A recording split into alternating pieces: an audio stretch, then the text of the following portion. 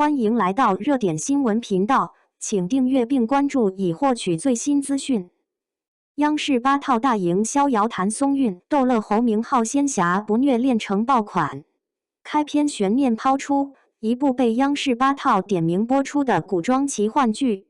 为何把修行路拍成了脱口秀现场，竟然让传统粉丝和路人观众都开始争论剧本本质。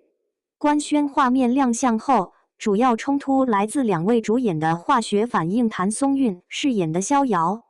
以机智反讽拆解一切；侯明昊扮演的银发灵君，表面高冷，实则频频被挑衅。台词中那句在瞎掺和，信不信我让你魂飞魄散？接上逍遥的回怼，巧了不是？你这命里啊，就缺我这么个专门拆台的种。成为预告的高能瞬间。叙事风格走向有意脱离惯常苦情路线，剧作把权谋搬到冒险语境中处理，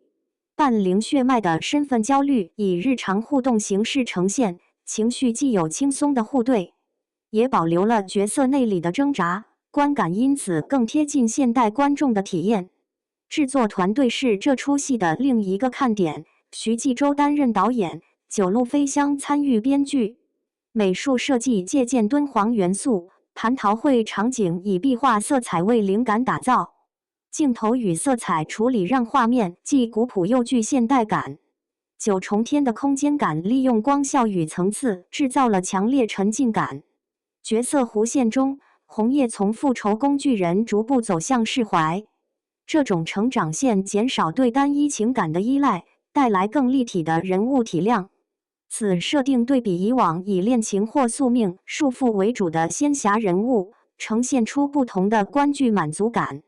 社交平台反应已表现出双向拉扯，年轻群体热衷于角色间的互对梗和快节奏笑点，传统剧迷则批评情感厚度被削弱。行业观察者指出，国家级频道的放映为作品带来更广覆盖率，包括电视端的稳固受众与在线平台的短视频传播两端效应。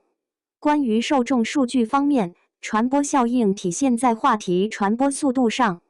相关讨论在多个社交渠道迅速发酵，弹幕与短评里互对伴灵等关键词频繁出现，